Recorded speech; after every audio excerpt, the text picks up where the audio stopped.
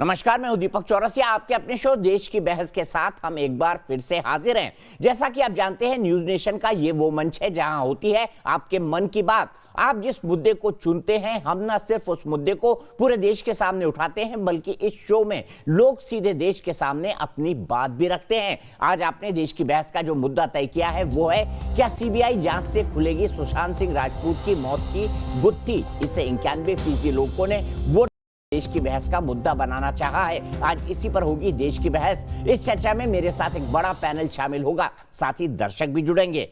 अब देश को यह उम्मीद बंधी है कि सुशांत की मौत की गुत्थी सुलझ जाएगी, क्योंकि सुशांत सिंह राजपूत केस की जांच अब सीबीआई करेगी। आज सुप्रीम कोर्ट ने फैसला सुनाया और फैसला सुनाते वक्त कोर्ट ने कहा कि सुशांत टैलेंटेड एक्टर थे, पूरी क्षमताएं दिखाने का मौका मिलने से पहले ही उनकी मौत हो गई।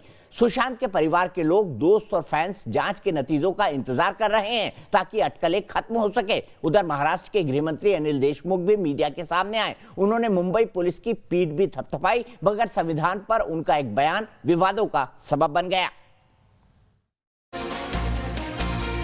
सुशांत पर आया सुप्रीम फैसला, सीबीआई जांच को हरी झंडी। सीबीआई जांच से खुलेगी मौत की गुत्थी। आखिरकार सभी पक्षों से लिखित जवाब देने के बाद सुप्रीम कोर्ट ने सुशांत सिंह राजपूत की मौत की गुत्थी सुलझाने के लिए सीबीआई को जांच सौंप दी है। उच्चतम न्यायालय ने फैसला सुनाते हुए माना कि मुंबई पुलिस ने इस केस की जांच नहीं की, बल्कि पूछताछ ही की है। इसलिए इस केस से जुड़े हर मामले को अब सीबीआई ही देखेगी। माननीय अदालत ने पटना में दर्ज एफआईआर को भी सही माना है। साथ ही महाराष्ट्र सरकार और मुंबई पुलिस को सीबीआई को पूरा सहयोग देने के लिए कहा है। कोर्ट ने सबसे बड़ी बात यह कह दी है कि इस सीबीआई इन्वेस्टिगेशन को हम अपने कोर्ट का भी स्टैंप दे रहे हैं और कोर्ट की तरफ से भी कह रहे हैं कि ये सीबीआई से ही होनी चाहिए। जहां एक और सीबीआई जांच से अब सुशांत के परिवार के साथ साथ सुशांत को चाहने वालों को इंसाफ की उम्मीद बंधी है, वहीं रिया के वकील ने भी बयान दिया है कि खुद रिया भी सीबीआई जांच चाहती थी। दूसरी ओर इस पर राजनीति भी गरमाने लगी है। बीजेपी ने मौके को भांपते हुए महाराष्ट्र के गृह मंत्री से इस्तीफे तक की मांग कर डाली है। वहीं महाराष्ट्र सरकार किसी भी विवाद से बचने के लिए चुप्पी साध चुकी है, जबकि बिहार के मुख्यमंत्री नीतीश कुमार ने फैसले से खुशी जाहिर की है। सुप्रीम कोर्ट ने सुशांत सिंह राजपूत के मामले में जो पटना पुलिस ने एफआईआर दायर किया है उसको सही मानते हुए सीबीआई में के द्वारा अनुसंधान को सही बताया है।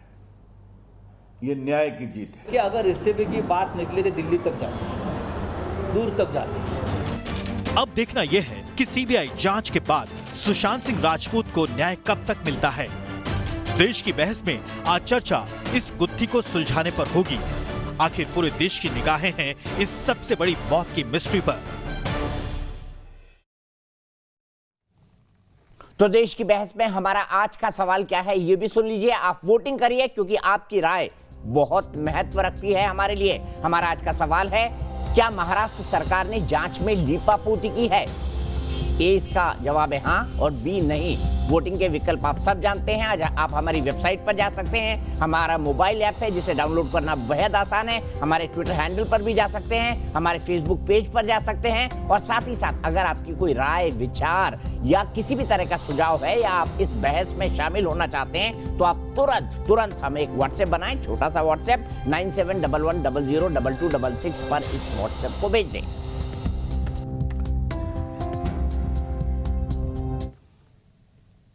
और आइए सबसे पहले अपने बड़े गेस्ट पैनल को इंट्रोड्यूस कर देता हूं। गुप्तेश्वर पांडे जी जुड़ेंगे, जो कि डीजीपी हैं बिहार के। राबिया अमीन जुड़ी हुई हैं, जो कि एक्ट्रेस जिया खान की मां है, जिनकी भी अनफॉर्चुनेट डेथ हो गई थी। साथ ही साथ मेरे साथ ममता काले जी जुड़ी हुई हैं, जो कि एक पॉलिटिकल एनालिस्ट है। ये पूरे समय हमारे साथ रहेंगी। उज्जवल निकम साहब है, सीनियर एडवोकेट है, जाने माने लॉयर है, और कई महत्वपूर्ण केसेस उन्होंने लड़े हैं, चाहे वो 26/11 हो, अजमल कसाब का मामला हो, चाहे वो मुंबई बम धमाके हो, और अनगिनत केसों के वो पब्लिक प्रोसिक्यूटर रहे हैं। थोड़ी ही देर में मेरे साथ गुप्तेश्वर पांडे जी भी जुड़ेंगे। निकम साहब, आज भले से ही टिप्पणी ना की हो सुप्रीम कोर्ट ने महाराष्ट्र पुलिस में, लेकिन अनिल देशमुख साहब का अभी ये कहना कि संघीय ढांचे की समीक्षा की जरूरत है। जी हाँ, एक बार सुन लेते हैं अनिल देशमुख ने क्या बोला है, फिर मैं सवाल पर आता हूं। आप सभी को बताया कि परम पूज्य डॉक्टर बाबा साहब आम्बेडकर, इनका जो संविधान है उसमें फेडरल स्ट्रक्चर के बारे में जो कॉन्सेप्ट है या संघ राज्य के बारे में जो कॉन्सेप्ट है, उसके बारे में जो कॉन्स्टिट्यूशनल एक्सपर्ट है या बड़े बड़े जो थिंकर्स है, उन्होंने इसके बारे में आगे चल के विचार मंथन करने की जरूरत है, ऐसा भी मैं समझता हूं। तो निकम साहब, मैं आऊं उससे पहले क्या कहना है अनिल देशमुख साहब की बात पर हमारे देश की जनता जनार्दन का। अनीशा शाही हमारे साथ वाराणसी से जुड़ी हुई हैं। अनीशा शाही, आज भी महाराष्ट्र के गृह मंत्री ये कह रहे हैं कि उन्होंने तो जांच ठीक से की, मुंबई पुलिस की पीठ थपथपाई। आपको लगता है मुंबई पुलिस ने पीठ थपथपाने लायक कोई काम किया था?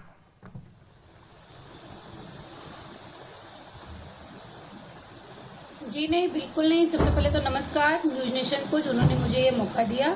और मैं भी बिहार से हूं, तो आपको बता दूं कि जो बिहार पुलिस के साथ मुंबई पुलिस ने जो कार्य किया है, जो हमारे बिहार पुलिस को इस इन्वेस्टिगेशन में वेश बदल के जाना पड़ा और 5 पुलिस को उन्होंने क्वारंटीन के बहाने कैद कर दिया कि इन्वेस्टिगेशन ना हो पाए, ये उन्होंने बहुत गलत किया। और मुंबई पुलिस ने कोई ऐसा काम नहीं किया है उनका पीठ थपथपाना पड़े। अगर मुंबई पुलिस अच्छा एक्शन लेती तो बिहार पुलिस को इतनी संघर्ष नहीं करनी पड़ती, क्योंकि मुंबई का मामला था और ये पहला सुशांत मामला ही नहीं, इससे पहले भी आप ध्यान करिए 20-25 साल पहले दिव्या भारती, उनको भी इसी तरह छत से गिराया गया था और सुसाइड केस बनाया गया था। ठीक है, तो कहने का ये मतलब कि मुंबई जो ये फिल्म, ठीक अनीशा, इसी सवाल को लेकर मैं उज्जवल निकम जी के पास जाऊंगा, तब तक गुप्तेश्वर पांडे जी मेरे साथ जुड़ जाएंगे। उज्जवल निकम साहब, पूरा देश कह रहा है कि मुंबई पुलिस जो सबसे काबिल पुलिस है, उसने इस केस में लीपापोती की। सुप्रीम कोर्ट का डिसीजन आ गया है, आप भी ज्यूरिडिक्शन पर सवाल उठा रहे थे। क्या आपको लगता है कि अनिल देशमुख का यह बयान उचित है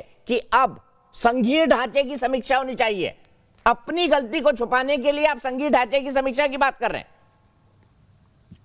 दीपक जी, महाराष्ट्र के होम मिनिस्टर ने जो भी बयान दिया है, तो मैं टीका टिप्पणी तो कुछ नहीं करूंगा, क्योंकि वो उनकी व्यक्तिगत राय है।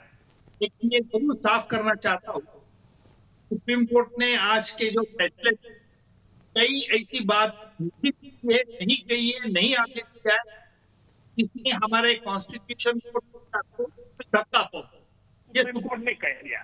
सुप्रीम कोर्ट ने आमतौर पर यही कह दिया कि बिहार और महाराष्ट्र, इनमें जो अलग अलग पॉलिटिकल इंटरफेरेंस के एलिगेशन लग रहे थे, उससे पब्लिक कॉन्फिडेंस, आम जनता का विश्वास कानून पे बरकरार रहना चाहिए। इसलिए सुप्रीम कोर्ट ने अपना जुरिडिक्शन अधिकार जो है आर्टिकल 142 के तहत ये मैटर सीबीआई को इंक्वायरी की। रहा सवाल अभी लीपापोती का, देखिए सुप्रीम कोर्ट ने ये भी कहा नहीं है कि जो भी उनके पास मुंबई पुलिस ने डॉक्यूमेंट दर्ज किए थे, उन्होंने कहा कि वो इंक्वायरी कर रहे हैं, लेकिन लीपापोती का कहीं उल्लेख नहीं है। तीसरी अहम बात है, मैं आज का ये फैसले का स्वागत इसलिए कर रहा हूँ क्योंकि पूरे देश में एक उलझन थी। सुशांत सिंह के मृत्यु के बाद में सच क्या है, झूठ क्या है? क्या सुशांत सिंह ने आत्महत्या की? अगर आत्महत्या की तो क्यों आत्महत्या की? क्या ये हत्या है? हत्या है तो किसने हत्या की? और इसलिए ये गुनाह के तय तक, जड़ तक जाना बहुत जरूरी था। आम आदमी यही चाहता है कि सच क्या है, झूठ क्या है। और सुप्रीम कोर्ट ने अपने फैसले में यही कहा है कि आम आदमी का विश्वास रूल ऑफ लॉ पे बरकरार रखना चाहिए और इसलिए जांच सीबीआई को सौंपी। लेकिन मैं जो चाहता था, सीबीआई जांच जरूर करे, लेकिन ये भी मुमकिन है कि सीबीआई के ऊपर भी कोई उंगली उठा सकता है, क्योंकि सुप्रीम कोर्ट ने हमेशा कहा है कि सुप्रीम कोर्ट, सीबीआई एक केज पैरेट है, पोपट, यानी पिंजरे का पोपट। सर, ये तो मैं आज मुंबई पुलिस के बारे में भी कह सकता हूँ। पाल घर को देखने के बाद और सुशांत के केस देखने के बाद मुझे भी लग रहा है कि मुंबई पुलिस भी एक केज पैरेट है, पिंजरे में बंद तोता। मुंबई पुलिस, मेरी बात सुनिए दीपक जी, मेरी बात सुनिए। इसलिए मैं चाहता था कि सीबीआई ये इन्वेस्टिगेट जरूर करे, लेकिन सुप्रीम कोर्ट के निगरानी में, ताकि दूध का दूध और पानी का पानी, कोई भी हमारे जांच एजेंसी पे इस तरह की उंगली उठाना गलत होगा। मैं ना सीबीआई पे उठा रहा, ना मुंबई पुलिस पे उठा रहा। मैं इस देश का नागरिक की हैसियत से कहता हूँ कि ये पूरा मामला शक के घेरे में आया था। शक के घेरा क्यों पैदा हुआ, उसके अलग अलग कारण है, आपको भी दीपक जी पता है। लेकिन जहां तक कानून का विद्यार्थी के हैसियत से कहता हूँ कि सुशांत की आत्महत्या है, क्या अबेटमेंट टू सुसाइड है, क्या मर्डर है, इसके बारे में जब तक पूरी तहकीकात नहीं होती तब तक हम कुछ नहीं कह सकते।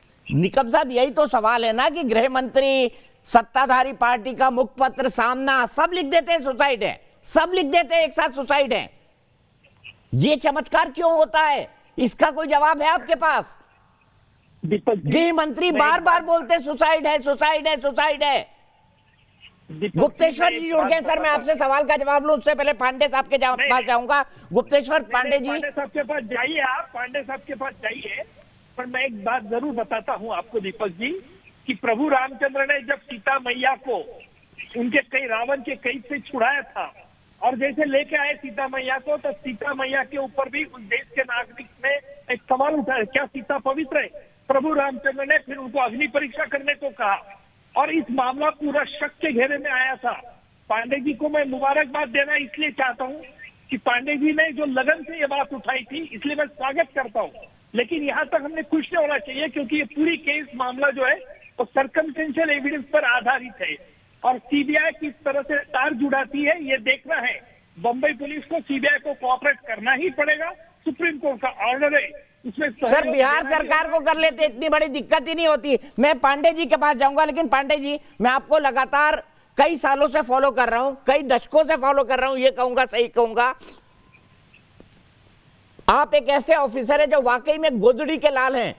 एक बहुत छोटे से घर से निकले, वहां से आपने पढ़ाई शुरू की और आज आप बिहार जैसे राज्य के डीजीपी हैं।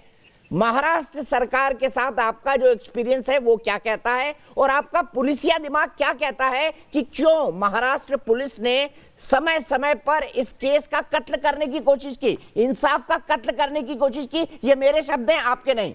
मैं सिर्फ सवाल का जवाब चाहता हूं। गरीब का बेटा हूं और गरीब का ही जनता का डीजीपी हूं। यहाँ मुझे जनता का डीजीपी कहते हैं और कोई मैं पहले बार नहीं कर रहा हूं। मैं 33 साल 34 साल की मेरी नौकरी हुई और हमेशा से लोगों की बात को, उनके दर्द को, उनको पीड़ा को समझने का, उनकी बात उठाने का काम करना।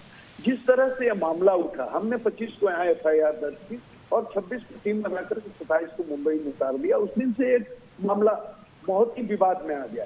14 को आत्महत्या या हत्या या अबेटमेंट ऑफ सुसाइड जो कहिए वो घटना होती है सुशांत की, और 20 तक पूरा 6 दिन 7 दिन के अंदर ये मामला ठंडे बस्ते में पड़ जाता है।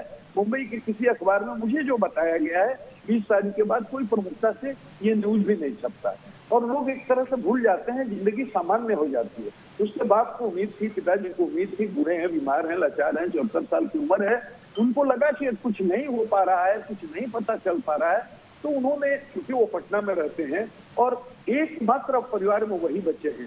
सुशांत अकेला बेटा था, शादीशुदा नहीं था, इनकी अपनी पत्नी भी नहीं है, के सिंह की भी, तो बिल्कुल अकेले हैं। तो नेचुरल वारिस हो गए, उत्तराधिकारी हो गए। तो मनी ट्रेल भी इस मामले में है। तो नेचुरल वारिस होने के कारण, उत्तराधिकारी होने के कारण, चूंकि पटना में रहते हैं, तो अपनी थोड़ी बहुत जो कानून की समझ थी उसके अनुसार हमको लगा कि partial cause of action Patna भी बनता है। जहां कॉज ऑफ एक्शन होता है वहीं FIR होता है। मुझे लगा partial cause of action Patna भी बनता है, तो पटना में FIR होना चाहिए। इनके पिता बड़े हताश हैं, निराश हैं, कमजोर हैं, बीमार हैं, लाचार हैं, मुंबई में जाकर के यहाँ से मुसलमान नहीं लड़ सकते। बड़े बड़े लोग हैं, बड़ी बड़ी हस्तियां हैं, उनसे लड़ने की औकात के सिंह में नहीं है, ये बात मैं कह सकता हूँ। तो यहाँ हमने मुकदमा दर्ज किया और बहस पूरे देश में शुरू हो गई। पूरे देश में, चैनल में, विद्वान अधिवक्ता सब लोग बहस करने लगे। बड़ी वजनदार बहस हुई, बड़े कायदे की बहस हुई और अपना अपना पक्ष सबने रखा। हो सकता है, नहीं हो सकता है। और हम इतने ही कहते हैं दीपक जी कि हमारी जब टीम वहां गई, वहां के पुलिस अफसर बुला करके उनको सीधा एक लाइन में बोलते, आपका जुरिस्डिक्शन नहीं है, आपको इन्वेस्टिगेशन नहीं करने देंगे। हम तुरंत टीम को वापस बुला लेते। हमने सोचा छोटे अफसर गए हैं इसलिए कंफ्यूजन हो रहा है, कम्युनिकेशन गैप हो रहा है। हमने चिट्ठी लिख करके, सूचना देकर के एक IPS अफसर को भेज दिया फॉर बेटर कोऑर्डिनेशन। ये जाएगा, IPS ऑफिसर है, IPS ऑफिसर से मिल करके बातचीत करके कोई रास्ता निकालेगा कि कैसे इसको किया जाए। लेकिन वो अफसर जब जाता है तो वहां एक दूसरा बखेड़ा होता है। मध्य रात्रि के कैदी की तरह उसको ठप्पा लगा कर ट्रीट किया जाता है। उसके बाद मैंने अपना आपा खोल दिया, मैंने मोर्चा खोल दिया। हमने कहा ये अनएथिकल बिहेवियर है, अनप्रोफेशनल बिहेवियर है, ये wrongful confinement of the officer है। माननीय सर्वोच्च न्यायालय ने भी मेरी इस टिप्पणी को अनुमोदित एक तरह से किया। उन्होंने कहा कि ऑफिसर को क्वारंटीन नहीं किया जाना चाहिए, और माननीय सर्वोच्च न्यायालय की टिप्पणी के बाद बड़ी मुश्किल से उन लोगों ने छोड़ा।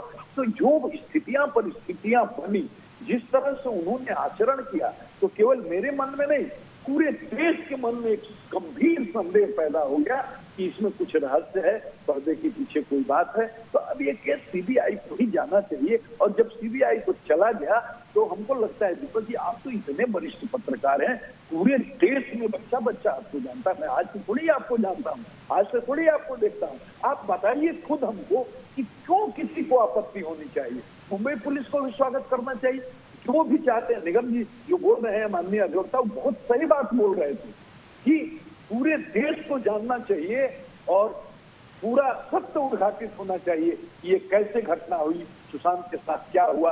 किसी को भी ऑब्जेक्शन नहीं होना चाहिए और सीबीआई को मुंबई पुलिस को सहयोग करना चाहिए।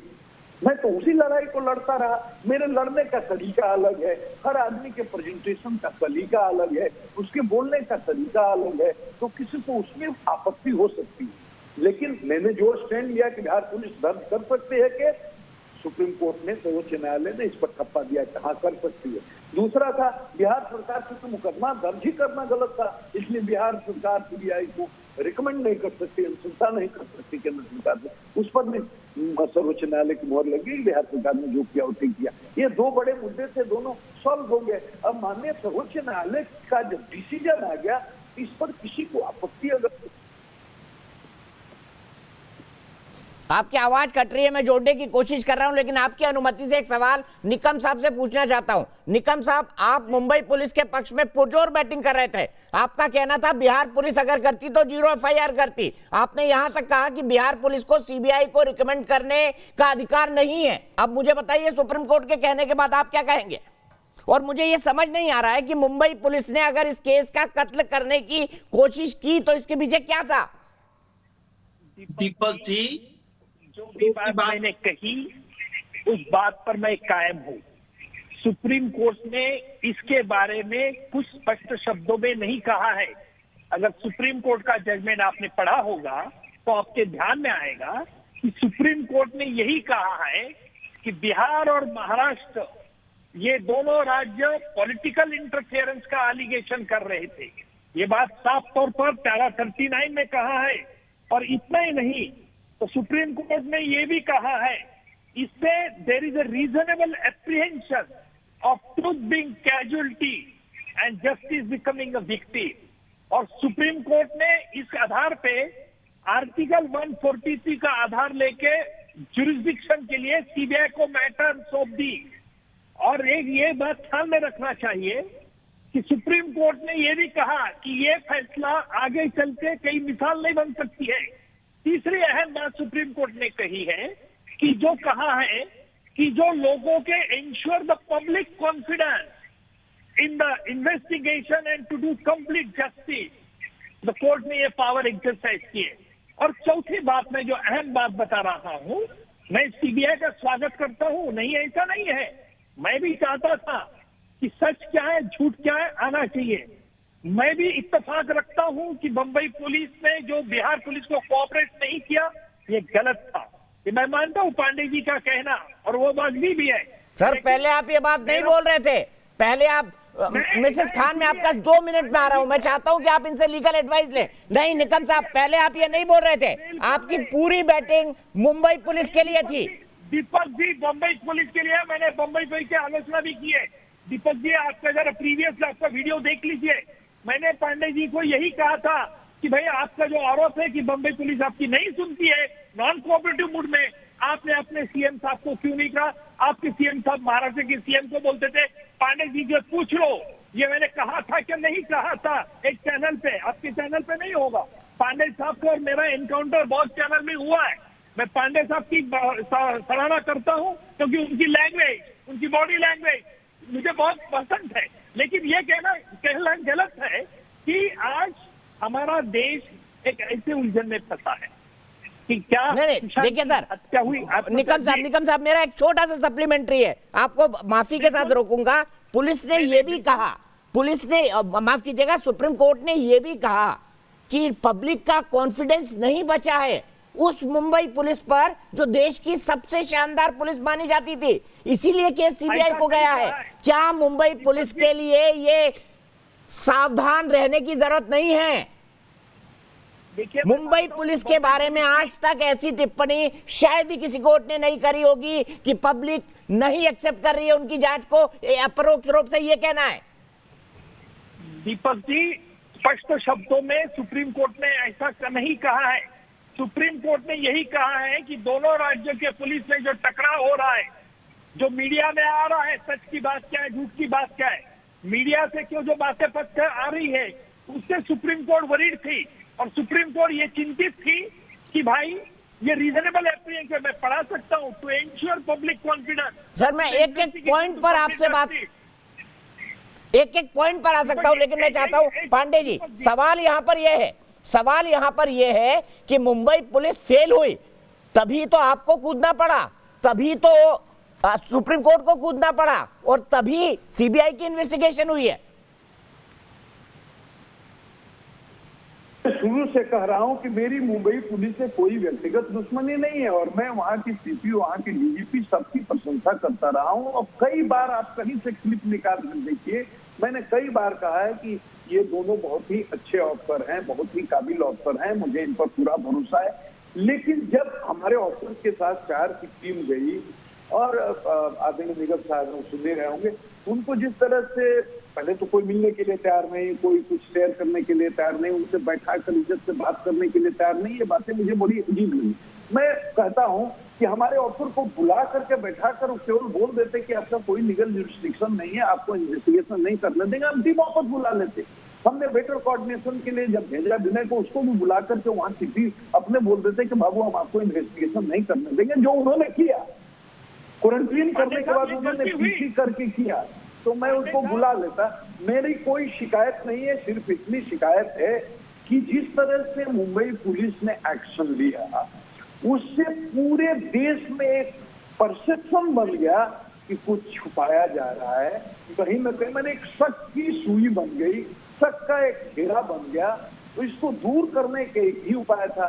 बिहार पुलिस अब कर नहीं सकती थी, मुंबई पुलिस राइट रॉन्ग छोड़ दीजिए, उस पर हम कोई अपना स्टेटमेंट नहीं दे रहे, लेकिन मुंबई पुलिस ने जिस तरह से बिहार पुलिस के साथ किया उससे उसकी छवि खराब हुई और जनरल एक पब्लिक परसेप्शन बना कि मुंबई पुलिस कुछ छुपा रही है, कुछ इसमें मिस्ट्री है।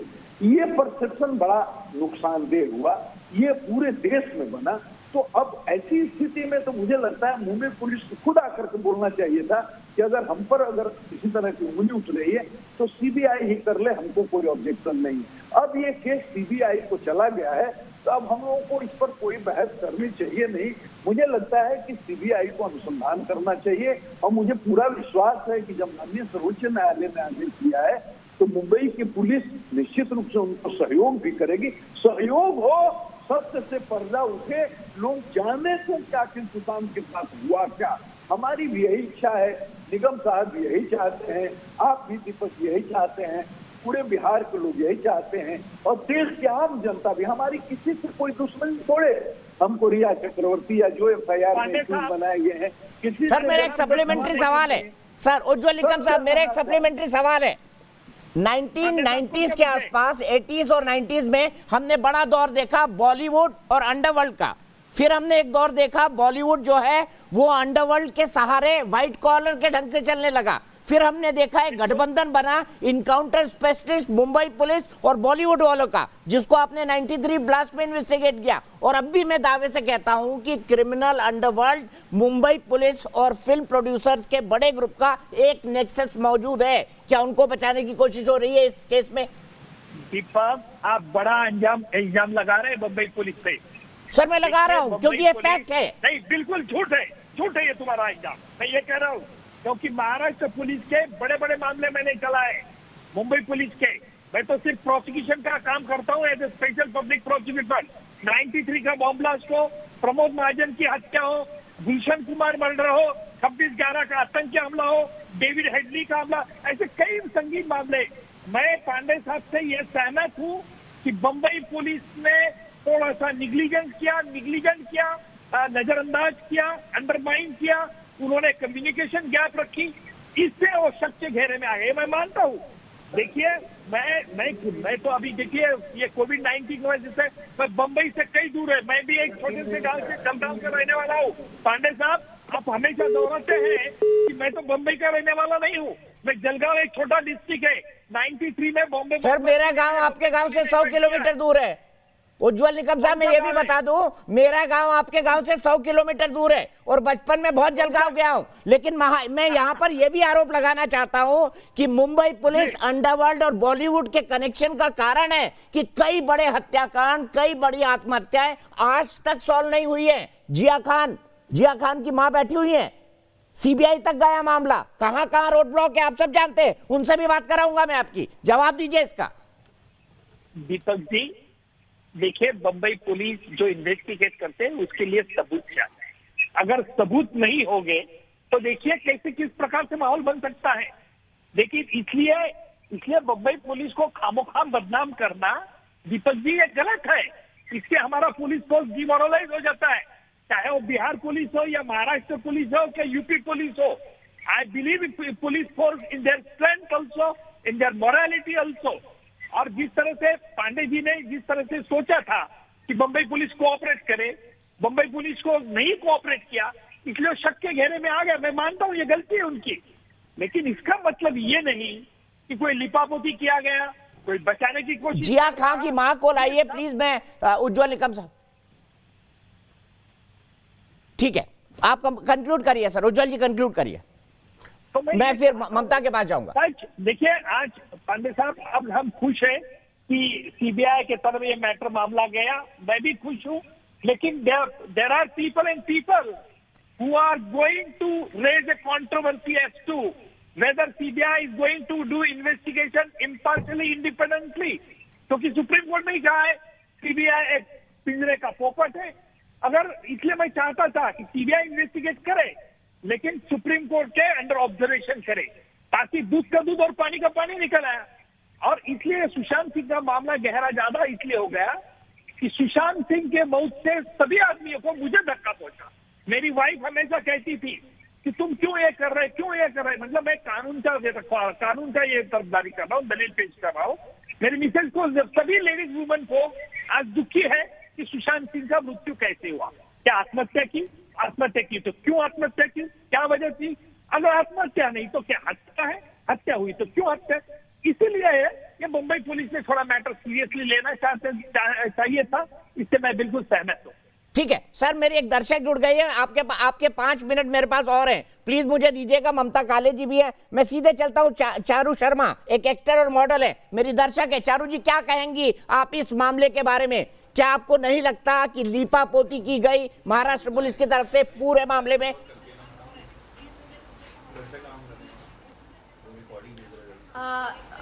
एक्चुअल में मुझे ये समझ नहीं आ रहा है कि इनके साथ में एक्चुअल में मतलब कि क्या हो क्या रहा है। मतलब बॉम्बे पुलिस इतनी ढीली क्यों पड़ रही है?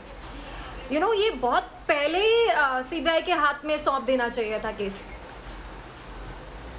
और इतना डिले हो रहा है। मतलब एक हम जैसे आर्टिस्ट की पता है उम्मीद चली गई, हम आउटसाइडर है, हम सब लोग इतना डिस्टर्ब हो चुके हैं कि यार हमारी तो कोई रिस्पेक्ट ही नहीं रह गई है, आउटसाइडर को तो कोई ट्रीट ही नहीं मिलेगा यहाँ पे अब। मतलब कोई वैल्यू नहीं। अगर मेरे डैड प्रोड्यूसर है, मेरे डैड डायरेक्टर है, तो मुझे कोई कुछ मिलेगा करियर में, आगे कामयाबी मिलेगी, अदरवाइज नो कामयाबी, नथिंग। ठीक है, इतना इंटेलिजेंट लड़का, वो सुसाइड कर ही नहीं सकते हैं। मुझे लगता ही नहीं है सुसाइड है, ये कोई साजिश है। ये बहुत खतरनाक, मतलब इनके साथ साजिश हुई है। चारू, मैं समझ सकता हूँ आपकी भावनाएं क्या हैं, आप क्या एक्सप्रेस करना चाहती हैं। और वाकई जो छोटे छोटे गांवों से निकल कर जाते हैं और महानगरों में स्थापित लोगों से भिड़ते हैं, उनकी क्या हालत होती है, इसका मैं खुद एक गवाह रहा हूँ। ममता काले जी, मैं आपके पास जाना चाहता हूँ। निकम साहब का कहना था कि मुंबई पुलिस ने कोई लीपापोती नहीं की। उनका यह कहना था कि सुप्रीम कोर्ट ने भी इस तरह का कोई आरोप नहीं लगाया है। कहां पर आपके हिसाब से मुंबई पुलिस ने इस इन्वेस्टिगेशन का कत्ल किया? आप बताइए उज्जवल जी, निकम जी को, फिर उनका जवाब लेंगे।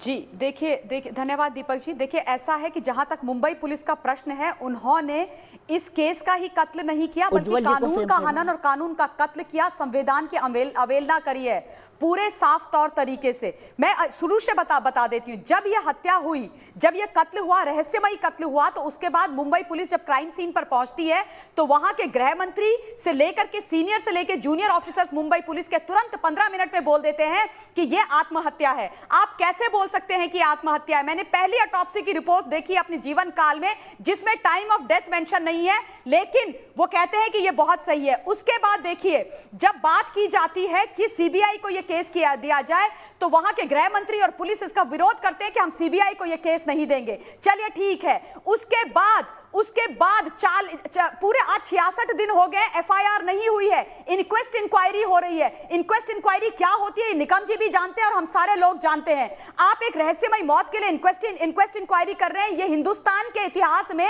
स्वर्ण अक्षरों में लिखी जाएगी, जो पहली इतनी लंबी इंक्वेस्ट इंक्वायरी होगी। जहां पर आपको एफआईआर करके इन्वेस्टिगेट करना चाहिए था, वहां पर कानून की हत्या हुई। उसके बाद जब बिहार के अंदर 40 दिन के बाद बेचारे पिता जो न्याय के लिए लड़ रहे थे, गुहार लगा रहे थे, वो एफआईआर करते हैं और पटना के एसपी वहां आते हैं तो आप उनको क्वारंटीन कर देते हैं, उनको अपने साथ शामिल नहीं करते हैं। क्या डर था आपको? अगर आप सच्चाई ढूंढ रहे थे, वो भी तो आपकी मदद करने आए थे, आपके फेलो अफसर थे, आप करने देते उनको इंक्वायरी। तो इंक्वायरी एक्चुअली विनय तिवारी जी को नहीं, आपने कानून को वहां पर क्वारंटीन किया। उसके वहां पर फिर से आपने कानून की हत्या करी। उसके बाद फिर से आपने बोला हम सीबीआई में नहीं देंगे। और आज जब सीबीआई को आदरणीय सुप्रीम कोर्ट ने ये केस दे दिया, जिसके लिए मैं बहुत बहुत धन्यवाद आदरणीय सुप्रीम कोर्ट का देना चाहती हूं, तो तुरंत वहां की पुलिस कहती है, सरकार कहती है कि हम इसको रिव्यू पिटीशन फाइल करेंगे, हम इसको चैलेंज करेंगे। बताइए आप, ये कौन सी बात होती है? आप क्यों नहीं चाहते भाई कि एक बच्चे को न्याय मिले, एक परिवार को, एक पिता को, एक 4 बहनों को न्याय मिले?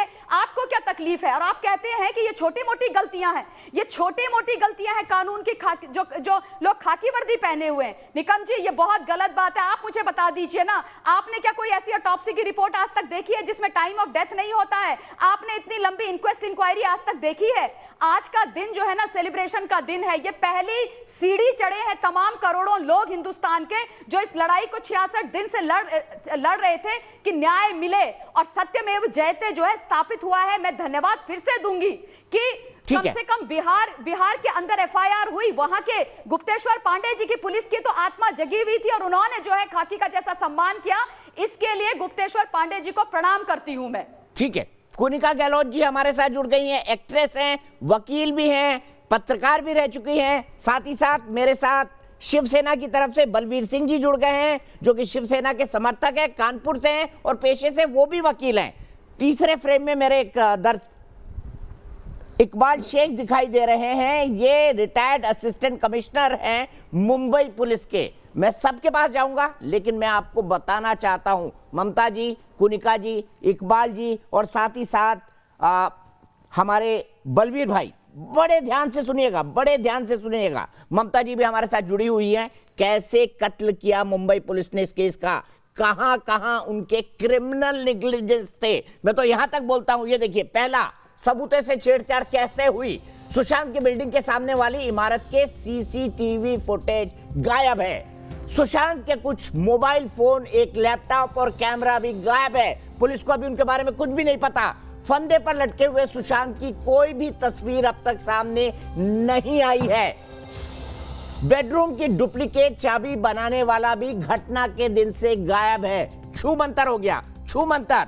सुशांत का फोन भी पुलिस ने 24 दिन बाद फोरेंसिक लैब में सबमिट किया था। क्या डिलीट किया जा रहा था उससे, यह भी सवाल उठाना पड़ेगा। सुशांत की पोस्टमार्टम रिपोर्ट भी सार्वजनिक नहीं है और आरोप यह भी लग रहे हैं कि उनका टाइम ऑफ डेथ नहीं लिखा हुआ है। साथ ही साथ फोरेंसिक बहुत देर से हुआ। इसके अलावा दिशा और सुशांत मामले में फोरेंसिक लैब में सैंपल भेजने में देरी हुई। इस क्रिमिनल नेग्लिजेंस का कौन जिम्मेदार है? दिशा के कपड़े मौत के 30 दिन बाद फोरेंसिक लैब में भेजे गए। सुशांत का फोन भी 24 दिन बाद फोरेंसिक लैब में भेजा गया। सीधे चलता हूं इकबाल शेख साहब के पास। इकबाल शेख साहब, मैं तो मुंबई पुलिस को बायोलॉजिकल सबूतों के लिए 72 घंटे का टाइम फ्रेम होता है, इसके बाद जो सबूत होते हैं वो नष्ट हो जाते हैं। किसी भी केस में फोरेंसिक लैब रिपोर्ट सबसे अहम मानी जाती है, कम से कम इस तरीके के मामले में। सीधे चलता हूं इकबाल सिंह साहब के पास। इकबाल सिंह साहब, क्या हो गया? केस का कत्ल खुद मुंबई पुलिस क्यों करने लगी? केस का कत्ल मुंबई पुलिस।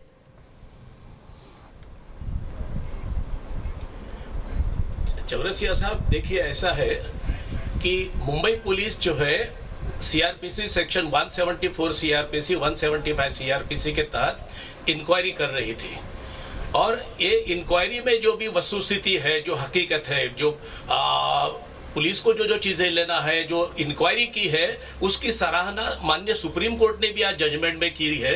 आप देखिएगा पैरा 10 और पैरा 21, इसमें कहा है कि we do not find anything wrong. हम कहीं उसमें फॉल्ट भी निकाल नहीं सकते हैं, ऐसा सुप्रीम कोर्ट ने कहा है। लेकिन इनकी इंक्वायरी जो है 174 175 सीआरपीसी के तहत महदूद थी। तपास में कहीं कोताही नहीं हुई है।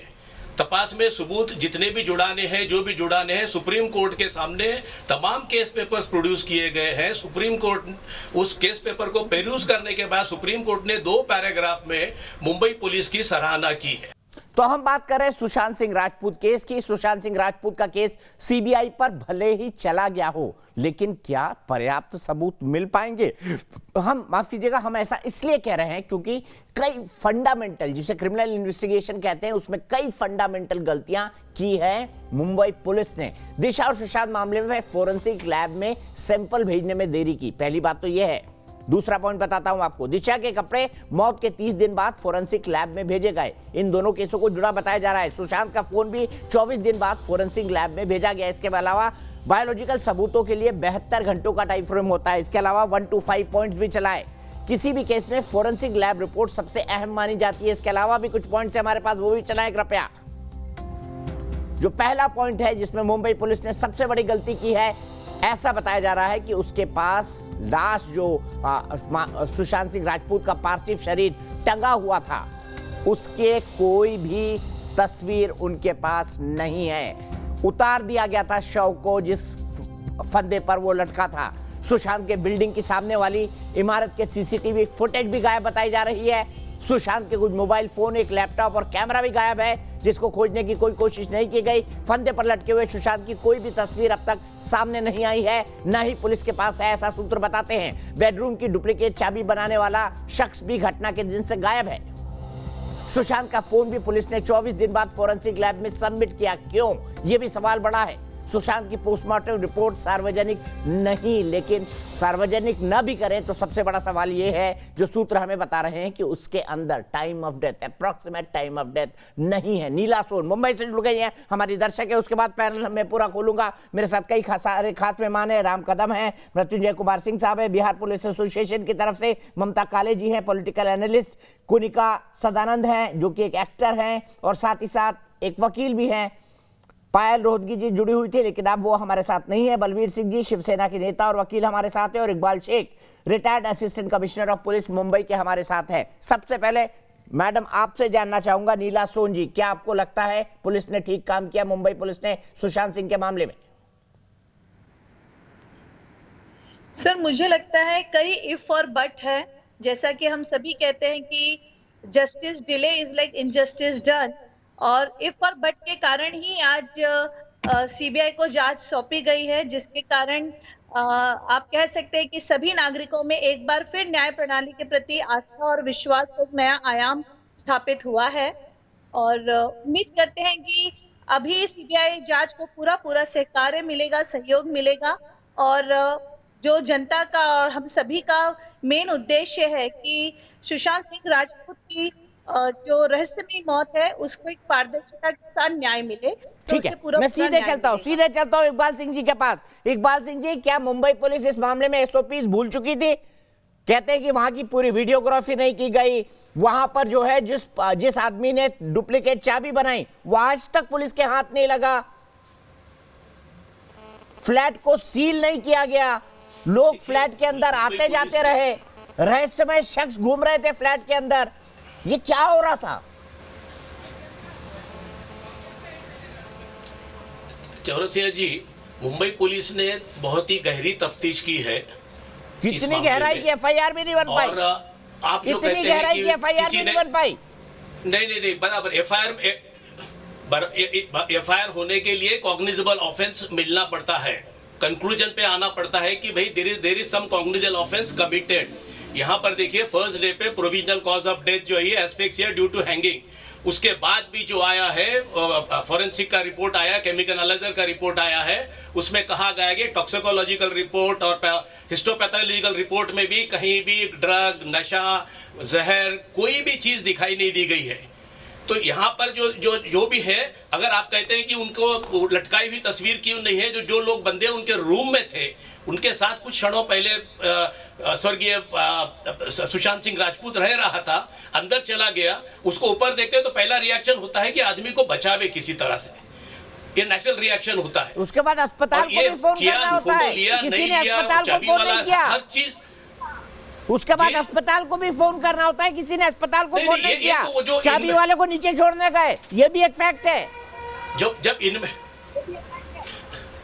इनमेट्स घर के जो इनमेट्स हैं उन्होंने देखा है कि बॉडी ठंडी हो गई है, उसमें जान नहीं है, अनफॉर्चुनेटली उन्होंने बहुत कोशिश की उसको सरवाइव करने की, लेकिन कहीं से कुछ भी रिस्पॉन्स नहीं था, बॉडी ठंडी हो गई थी। लाश को ले गए।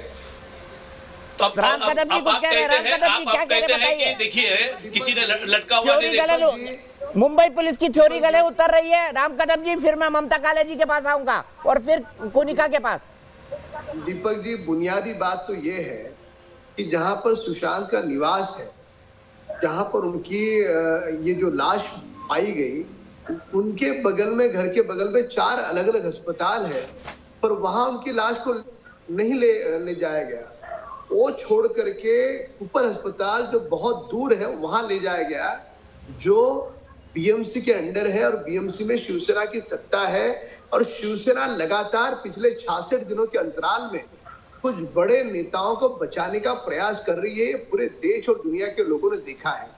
ये पूरे मामले में यदि आप देखो तो सबसे महत्वपूर्ण बात यह है कि 25 फरवरी को सुशांत स्वयं, उसके परिवार के लोग बांद्रा पुलिस स्टेशन में कहते हैं कि इसकी जान को खतरा है।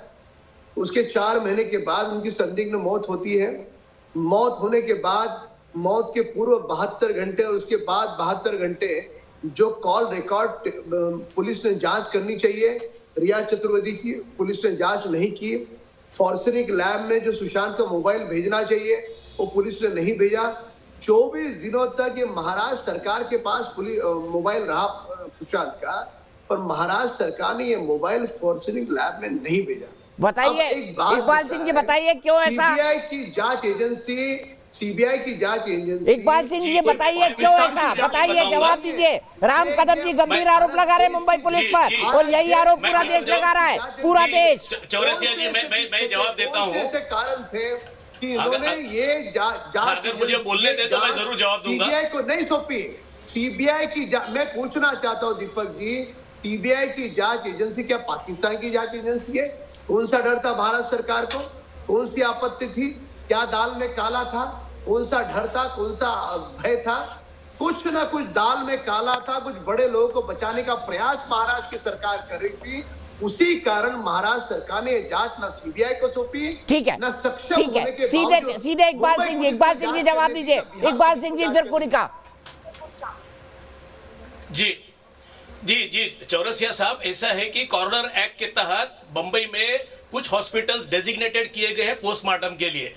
उसमें जेजे हॉस्पिटल भी है, उसमें सेंट जॉर्ज भी है, उसमें केईएम हॉस्पिटल है, उसमें कुपर हॉस्पिटल है, उसमें कस्तूरबा हॉस्पिटल है। जो हॉस्पिटल्स हैं उनको डेजिग्नेट किया गया है। आपको मेडिको लीगल केस में, आपको अननेचुरल डेथ के केस में पोस्टमार्टम के लिए वही हॉस्पिटल को ले जाना पड़ेगा। भले यहाँ पर आपके पास लीलावती है, आपके पास भाभा हॉस्पिटल है, लेकिन मेडिको लीगल केस के लिए जहाँ पर पोस्टमार्टम के जो पोस्टमार्टम करने वाले जो एक्सपर्ट डॉक्टर्स होते हैं वो वही होते हैं, और ये हॉस्पिटल डेजिग्नेटेड किया गया है, इसमें कोई शक नहीं है। और जहां तक सीबीआई, माननीय सर्वोच्च न्यायालय ने सीबीआई को दिया है, बहुत अच्छी बात है, इसमें दूध का दूध हो जाएगा, पानी का पानी निकलेगा। लेकिन इस पूरी इंक्वायरी में मैं माफी चाहता हूं, पैरा 10 और पैरा 35 में तो Supreme Court, honourable Supreme court ने कहा है कि you can not find any fault with the investigation, with the inquiry. Mamata Kale ये अभी भी वही राग चल रहा है, वही राग चल रहा है, बिल्कुल वही राग चल रहा है। क्लियर कहा गया है। दीपक जी, इकबाल जी धन्यवाद। दीपक इकबाल जी मेरी बात सुन लीजिए। आपने बोला कि जो उनके हाउसमेट्स थे, इनमेट्स थे, उनकी जिम्मेदारी थी। तो आप मुझे ये बताइए कि सिद्धार्थ पैठानी जो उनके साथ रहता था और दीपेश सावंत जो उनका हाउस हेल्प था, जिन्होंने सबसे पहले बॉडी देखी थी और पूरे टाइम वो वहां पर थे, मुंबई पुलिस ने उनको क्यों भगाया? कैसे सिद्धार्थ पैठानी को इजाजत दे दी, जिसने सबसे पहले बॉडी लटकी हुई देखी थी और वो कहता है कि मैंने नूज काटा था और मैं बॉडी को नीचे लेकर के आया था, उसको मुंबई छोड़ के हैदराबाद जाने की इजाजत क्यों दी? और दीपेश सावंत कहाँ है, कहाँ गायब है? आज तक 2 महीने से वो मिल नहीं रहा है, वो अपनी लोकेशन बदलता है, मुंबई पुलिस को कैसे पता नहीं? उसके बाद आप मुझे बताइए, आप कहते हैं कि इंस्टेंट रिएक्शन ये होता है कि किसी को रिवाइव करने की कोशिश की जाती है, लेकिन उसकी हाउस हेल्प ने ये बोला कि दरवाजा बंद था और हमने जो है इस पैंडेमिक के समय में जब तरकारी भाजी तो मिल नहीं रही, वो ताला चाबी बनाने वाला लेकर के आ गए। अरे साहब, जो इंस्टेंट रिएक्शन होता है ना, जब आपका कोई करीबी अंदर होता है और आपको लगता है कि कुछ गलत हो गया तो आप दरवाजा तोड़ते हो। क्यों दरवाजा नहीं तोड़ा, इस बात का आप मुझे जवाब दीजिए। और इसके अलावा उनकी बहन जो है उनके घर से 10 मिनट की दूरी पर रहती थी, क्यों उनकी बहन के आने का इंतजार नहीं किया बॉडी को नीचे निकालने के लिए? तो प्रश्न बिल्कुल जायज है जो दीपक जी पूछ रहे हैं कि हैंगिंग होती लटकी हुई बॉडी को किसने देखा? और इतनी सारी तमाम तस्वीरें तो आपने खींच दी जो बेड पर बॉडी लेटी हुई है और उसकी वीडियो बना दी है, हैंगिंग की क्यों नहीं है? सर ये जो आप बात कर रहे हैं ना, गलत कर रहे हैं। फिर से अगर आपको पैरा 10 पढ़ना है तो पूरा पढ़िए और पैरा 20 पढ़ना है तो पूरा पढ़िए, ये बिट्स एंड पीसेस में मत पढ़िए। कुनिका जी ने एक बात बोली थी कि मीडिया जो है नेपोटिज्म की बात कर रही थी, इसलिए इन्वेस्टिगेशन यहाँ हुई। आप कंप्लीट करिए मनीषा जी। तो आप एक बार एक मिनट रुकिए। कहने से आप कुनिका जी ने बात बोली थी, कुनिका जी ने दीपक आप कंक्लूड करिए मोनिका जी। Deepak ji, all material witness है। ममता जी आप बोलिए। मैं कर रही, देखिए मैं बोलूं। हाँ ममता जी बोलिए, आप बोलिए, कंक्लूड करिए। कुनिका जी ने एक बात बोली थी कि मीडिया जो है ट्रायल कर रही थी मुंबई पुलिस की और वहां की सरकार की। भैया मीडिया प्रश्न पूछेगी, अगर कुछ गलत होता हुआ दिखेगा तो मीडिया प्रश्न पूछेगी, लोकतंत्र का चौथा स्तंभ है। और अगर मीडिया की इतनी बात वहां की सरकार और वहां की पुलिस सुन रही थी और नेपोटिज्म की बात उन्होंने इतने ध्यान से सुनी और उन्होंने जो है सारे बॉलीवुड के तमाम बड़े लोगों को बुला के पूछताछ की, तो फिर यही मीडिया और हिंदुस्तान की करोड़ों जनता 66 दिन से चिल्ला कर दिन रात 24/7 बोल रही है कि हमें सीबीआई की इन्वेस्टिगेशन चाहिए। तब क्यों नहीं सुनी आपने? ये सेलेक्टिव हेयरिंग और सेलेक्टिव मेमोरी और कुनिका जी जवाब 93% लोग मानते हैं कि महाराष्ट्र पुलिस ने जांच में लिपापोती की। कुनिका, अगर हर एक व्यक्ति के पास मीडिया के लोग पहुंच सकते थे तो उससे पहले मुंबई पुलिस क्यों नहीं पहुंची? जवाब दीजिए। देखिए Deepak ji, please give me 5 minutes because मैं अभी तक चुप बैठी हूँ। पहली बात, ममता जी ने जो कहा कि मैंने नेपोटिज्म के बारे में बात की, मैंने ये भी कहा कि मुंबई पुलिस को 4-5 डायरेक्शंस में जांच करनी चाहिए थी, फर्स्ट। सेकंड थिंग, अभी उन्होंने कहा कि ऐसा क्यों नहीं किया, ये बॉडी के पिक्चर्स क्यों नहीं है। मैं ममता जी से पूछना चाहती हूँ कि सुशांत सिंह जी के जीजा जी OP Singh ji IPS officer हैं, उनको क्या पता नहीं कि एक कंप्लेंट करना हो तो एक फॉर्मल तरीका होता है, रिटन कंप्लेंट, क्या व्हाट्सएप पे कंप्लेंट होता है? तो सवाल दोनों तरफ पे होते हैं। अगर मुंबई पुलिस से भी हम सवाल पूछेंगे तो हमको उस तरफ से भी पूछना चाहिए। हमको जस्टिस के बारे में बात करना है, हमको यहाँ पे कौन सही कौन गलत वो सब इन्वेस्टिगेशन बताएगा। ठीक है, और हम इस बहस पे फिर आएंगे और ममता जी और कुनिका जी आपको फिर आमने सामने करूंगा, लेकिन अफसोस मेरे पास आज वक्त इतना ही है। हमारी बहस और हमारे दर्शक साफ कहते हैं कि महाराष्ट्र सरकार ने जांच में लीपापोती की है और यह मानना है 93% लोगों का। फिलहाल एक ब्रेक के बाद भी न्यूज नेशन पर खबरों का सिलसिला लगातार जारी है।